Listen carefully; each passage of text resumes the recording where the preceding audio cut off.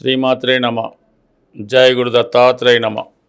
ఈ వీడియోలో మనం మేషరాశి వారికి నవంబర్ 23 నుంచి 29 మధ్యలో జరగబోయే వారఫలాలు పరిశీలిద్దాం.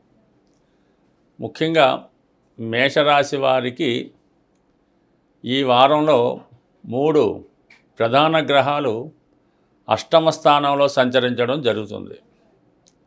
అయితే ఈ వారంలోనే వ్యయస్థానంలో వక్ర గమనంలో ఉన్నటువంటి శని భగవానుడు ఈ నవంబర్ 26వ తారీఖు తర్వాత రుజు మార్గంలోకి రావడం జరుగుతుంది.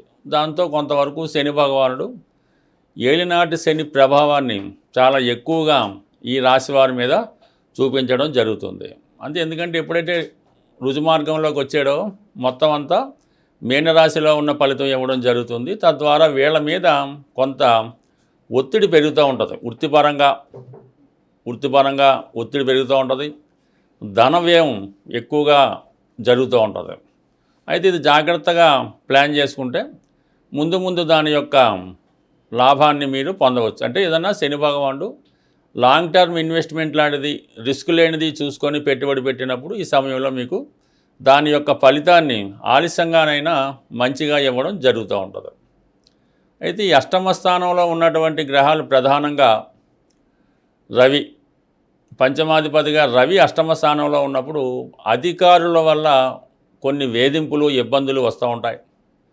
పంచమ స్థాన సంతానానికి కారణం కాబట్టి సంతాన సంబంధించిన విషయాల్లో కొన్ని విరోధాలు విభేదాలు లాంటివి రావడం కానీ, పిల్లల యొక్క అభివృద్ధి మీకు కొంత అసంతృప్తికరంగా ఉండడం కానీ జరిగే అవకాశం ఉంది.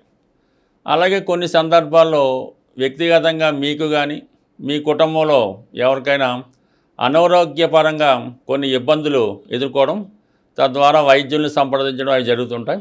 సో ఏదైనా అనవసర ప్రయాణాలు, అధికారుల వల్ల ఇబ్బందులు, మీరు ఎక్కడైనా ఉద్యోగం అది చేస్తుంటే మీ యొక్క యజమాని ద్వారా కొంత శత్రుత్వం కానీ కొన్ని విమర్శలు కానీ వారి నుంచి ఎదుర్కోవడం జరుగుతూ ఉంటుంది. అయితే బుధుడు కూడా ఇదే అష్టమ రాశిలో ఉండడం వల్ల ఒక విధంగా రవి బుధులు కలిసి ఏర్పడినటువంటి నిపుణ యోగం విద్యార్థులకి ఇది చాలా బాగా రాణిస్తూ ఉంటుంది. ఏదైనా నిగూఢంగా బాగా రీసెర్చ్ వరకు లోతుగా విద్యను అభ్యసించే వారికి చాలా వరకు ఇది అనుకూలంగా ఉంటుంది. సో ఏదో ఒక కొత్త విషయాన్ని ఈ సమయంలో మీరు కనుక్కోవడం జరుగుతుంది. సో అలాగే విరోధాలకు సంబంధించిన విషయాల్లో ఒక విధంగా ఈ మేషరాశి వారికి బుధుడు తృతీయ షష్టాధిపతిగా పాపగ్రహం అష్టమ స్థానంలో ఒక విధమైన విపరీత రాజయోగం ఏర్పడడం వల్ల శత్రువులు చాలా వరకు మీకు అపకారం చేద్దాం అనుకున్న వాళ్ళు అది మీకు ఉపకారంగా మారే అవకాశం ఉంది. కాబట్టి ఈ విషయంలో కొద్దిగా మీకు హ్యాపీ జరిగే వస్తుంది. ఏదైనా మొత్తం మీద కొద్ది దగ్గర బంధువులతో అంటే అన్నదమ్ములతో కానీ మేనమామ వరుసతో ఉన్న వాళ్ళతో కానీ కొన్ని ఇబ్బందులు తప్పకుండా ఎదుర్కోవడం జరుగుతూ ఉంటుంది. వాళ్ళు ఏదో విధంగా మీ మీద కుట్ర చేసి మీ యొక్క వ్యాపార రహస్యాలు కానీ వ్యక్తిగత రహస్యాలు కానీ ఇతరులకు చేరవేసి ఒక విధమైన సంతృప్తి వాళ్ళు పొందే అవకాశం ఉంది. అంటే దీనివల్ల వాళ్ళకి వచ్చే లాభం లేదు, మీకు వచ్చే నష్టం లేదు, కానీ ఒక విధమైన అపకీర్తి లాంటిది వీళ్ళు ప్రచారం చేయడం జరుగుతూ ఉంటుంది. అందుకని కొద్దిగా జాగ్రత్తగా వ్యవహరించడం మంచిది. అయినా రహస్యంగా కొన్ని విషయాలు ఉంచడమే మంచిది. మనకి ఏ సోర్స్లో ఆదాయం వస్తుంది, మనం ఫ్యూచర్లో ఏం చేయబోతున్నాం, ఇటువంటి విషయాలు కొంత జాగ్రత్తగా ఉండడం మంచిది. ఎస్పెషల్లీ కుజుడు కూడా ఇంచుమించుగా ఈ వారం అంతా అష్టమ స్థాన సంచారం వల్ల ఏదైనా ఈ బుధ శుక్రులు కలిసి ఉన్నప్పుడు బంధువులతో విరోధాలు, జాతకుడు అనవసరంగా బాగా కోపాన్ని పెంచుకుంటుంటాడు, విపరీతమైనటువంటి ఎమోషన్స్కి గురవుతుంటాడు. ఈ ఎమోషన్స్లో కోపంలో ఏదైనా వాహనాలు వేగంగా నడపడం కానీ, ఏదో అవతల వాళ్ళు సైడ్ ఇవ్వడం లేదని వాళ్ళని డామినేట్ చేద్దామనే ఉద్దేశంతో మరీ స్పీడ్గా నడపడం కానీ, ఇటువంటి చిన్న విషయాల్లో ఇబ్బంది రావడం కానీ, మరీ అజాగ్రత్తగా ఉంటే ప్రమాదాలు లాంటివి కానీ ఈ సమయంలో జరిగే అవకాశం ఉంది. బట్ ఏదైనా ప్రమాదకర వృత్తిలో ఉన్నవాళ్ళు, అలాగే అతి కోపంగా ఉన్నవాళ్ళు కొద్ది జాగ్రత్తగా ఉంటే మంచిది. కొన్ని సందర్భాల్లో వీళ్ళకి కొద్దిగా హై బీపీ లాంటిది వచ్చే ఇబ్బంది కూడా జరుగుతూ ఉంటుంది. అయితే శుక్రుడు ఈ వార ప్రారంభంలో మనకి సప్తమ స్థానంలో ఇతర గ్రహాలతో కలకుండా ఉంటూ ఒక మంచి పంచమహాపురుష యోగాన్ని ఏర్పడడం వల్ల ముఖ్యంగా స్త్రీలకు సంబంధించిన విషయాల్లో అనుకూలత ఏర్పడుతుంది.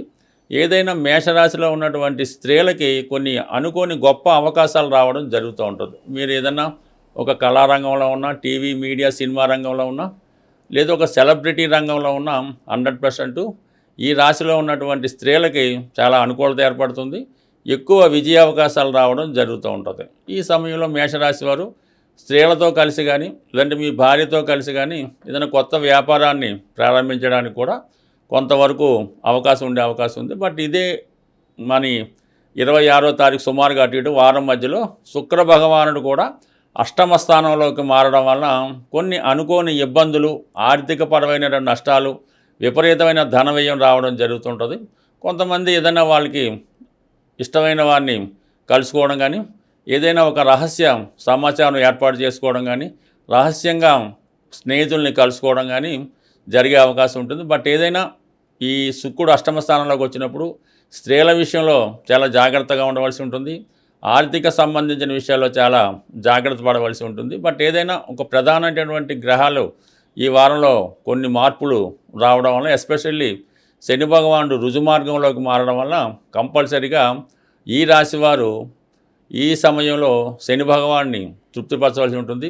ఏదైనా శివుడికి అభిషేకం చేసుకోవడం కానీ, ఏదైనా శివాలయంలో నవగ్రహాల్లో ఉన్నటువంటి శని భగవానుడికి తైలాభిషేకం చేయించడం వల్ల కొంతవరకు శని ప్రభావం తగ్గి మిగతా గ్రహాల అనుకూలత ఏర్పడడం వల్ల జాతకుడు తాను అనుకున్న గమ్యస్థానాన్ని సులభంగా చేరుకునే అవకాశం ఉంటుంది. ఏదైనా మనం మార్గశిర మాసంలోకి ప్రవేశించాం, ఎంత గొప్ప ఆర్థికపరమైనటువంటి ఇబ్బందుల్లో ఉన్నవాళ్ళైనా దాని నుంచి బయటపడడానికి ఒక సులభమైనటువంటి మార్గం కేవలం ఈ మార్గశిర మాసంలో ఉండడం జరుగుతూ ఉంటుంది. మార్గశిర మాసంలో వచ్చే గురువారాలు అంటే కొన్ని ప్రాంతాల్లో లక్షవారం అని కూడా అంటుంటారు. మీరు లక్షవారం రోజు ఇది స్త్రీలు పురుషులు కూడా ఆచరించవచ్చు. చక్కగా శుచిగా శుభ్రంగా మీరు మీ పూజా మందిరాన్ని కానీ, ఒక శుభ్రమైనటువంటి ప్లేస్ని కానీ ఎన్నుకొని శుభ్రంగా ఒక పీటని అందంగా అలంకరించి దాని మీద కొద్దిగా బియ్యం పరిచి దాని మీద ఒక కలశం పెట్టవలసి ఉంటుంది. ఈ కలశం అన్నది స్టీల్దైతే మాత్రం వద్దు.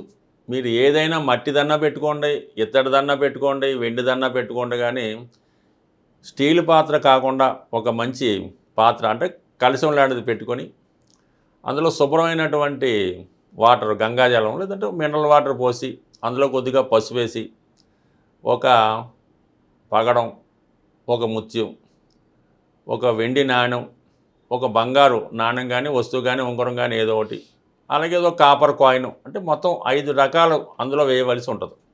ఇవి 5 కూడా అందులో వేసి, అలాగే 5 రకాలు ఫలాన్నిచ్చే ఆకులు అంటే మామిడాకు, సీతాఫలం ఆకు, ఇటువంటివి 5 అందులో కలశంలో వేసి దానిపైన ఒక మంచి కొబ్బరికాయ, మంచి ముదరది కొబ్బరికాయను కూడా బాగా అలంకరించి కొబ్బరికాయ పెట్టి అది అమ్మవారి రూపంగా మీరు దాన్ని అనుకొని లక్ష్మీ స్తోత్రాన్ని అంటే లక్ష్మీ అష్టోత్తరం అంటే విష్ణు సహస్రనామంతో కలిసి ఉంటుంది.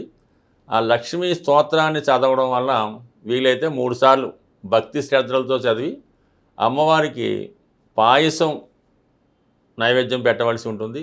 అంత ఓపిక లేనివారు చక్కగా ఒక ఎండి గ్లాసులో పాల్లో ఒక పంచదార కానీ, బెల్లం మొక్క కానీ, ఒక ఏలక్కాయ వేసి అది నైవేద్యంగా పెట్టి భక్తి శ్రద్ధలతో ఈ లక్ష్మీ అష్టోత్తర పారాయణ చేయవలసి ఉంటుంది.